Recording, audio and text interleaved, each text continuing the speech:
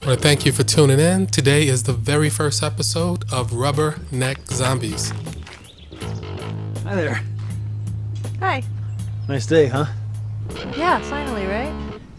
Where are you from? Your English is perfect. San Diego. We speak English there. Where are you from? Well, I was born in Orange County, but I never actually lived there. I mean before that.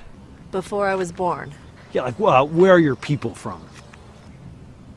Well, my great-grandma was from Seoul. Korean. I knew it. I was like, she's either Japanese or Korean. But I was leaning more towards Korean. Amazing. Yeah.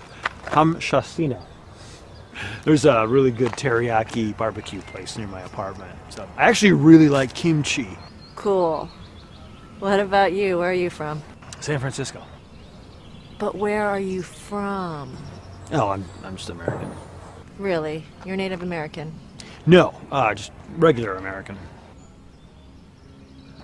Oh, well, I guess my grandparents are from England.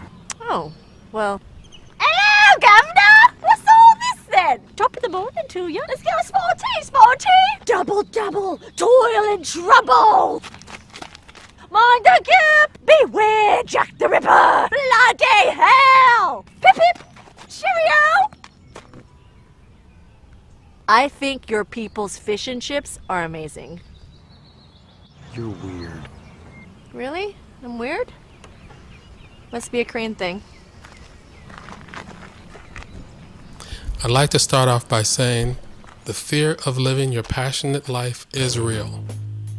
And the lack of originality and life purpose is symptomatic of being afraid to show the world where you stand in terms of beliefs and desires.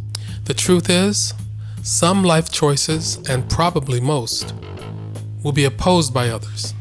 Social norms are not always built on logic and fairness. Me and the McDonald's people, we got this little misunderstanding. See, they're McDonald's. I'm McDowell's. They got the golden arches. Mine is the golden arcs. Now see, they got the Big Mac. I got the Big Mick. We both got 2 all-beef patties, special sauce, lettuce, cheese, pickles, and onions. But they use a sesame seed bun. But sometimes, in most cases, it's built on capitalism, culture, and prejudice.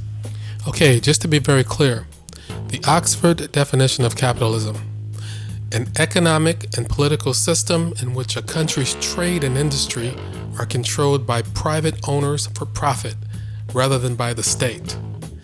The key here is private ownership. Ladies and gentlemen, that greed, for lack of a better word, is good. Greed is right. Greed works. Greed clarifies, cuts through, and captures the essence of the evolutionary spirit. Greed in all of its forms. Greed for life, for money, for love, knowledge, has marked the upward surge of mankind, and greed, you mark my words, will not only save Teldar Paper, social norms are not always built on logic and fairness, but sometimes, in most cases, it's built on capitalism, culture, and prejudice. So capitalism is awesome, but it does have some major drawbacks. First, capitalism tends to focus too much on consumption, on having more and more and more, as opposed to enjoying what you have. What's this? It's for when you're full. It makes you sick, so you can go on eating. How else could you taste everything? Now, I've never been to a party where people puke to eat more, and hopefully you haven't either, but I have gotten the newest version of a cell phone, even though there was nothing wrong with my old one. The excessive production of capitalism has a cost.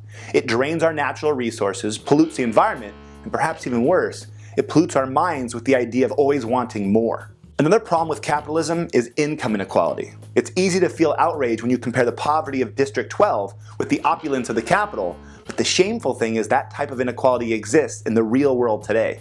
District 12 isn't that much different than many modern day cities, and that's sad.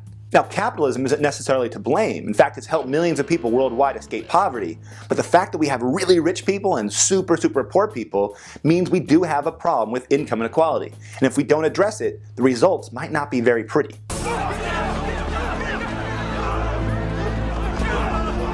Even with all these potential problems of capitalism, it shouldn't be abandoned. In fact, we should use it to make the best economic and political systems possible. Something completely different than Pan Am. A system where opportunities are equal and it doesn't matter where you're born. John Rawls was an American philosopher that proposed a thought experiment to help us determine how society should be organized. Now, assume before you were born, you and others had to agree on the political and economic system in which you would live. But each of you had a veil of ignorance that prevented you from knowing things like your gender, race, social status, religion, and intelligence. If who you were and where you would be born was a complete lottery and you had no control over it, would you want to come to the world of today? Or would you want to make a few changes first? That's all for today. Please tune in next time where we'll cover the second part of this discussion. We'll be talking about culture. My name is Micah, and I will see you next time.